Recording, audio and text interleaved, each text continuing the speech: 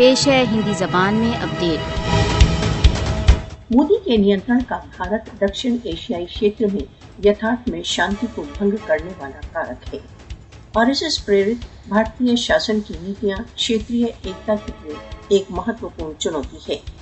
दशकों से भारत कश्मीर विवाद के शांतिपूर्ण समाधान में बाधक रहा है। दक्षिण एशिया में शांति उस समय तक संभव नहीं जब तक कश्मीर विवाद का समाधान कश्मीरी जनता की इच्छाओं के अनुसार नहीं हो जाता। 5 अगस्त 2019 की मोदी की कार्रवाई क्षेत्रीय स्थायित्व के प्रति उसकी उपेक्षा का प्रत्यक्ष प्रमाण है।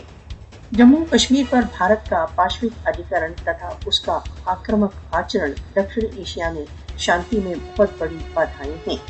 मोदी के सत्ता में आने के पश्चात से क्षेत्रीय शांति के लिए चुनौतियों में वृद्धि हो गई है।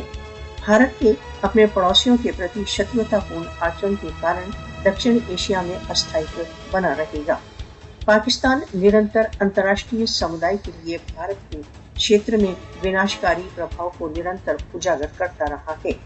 सार्वभौमिक समुदाय को दक्षिण एशिया में शांति में एक व्यापक बाधक की भारत की भूमिका को पहचानना चाहिए।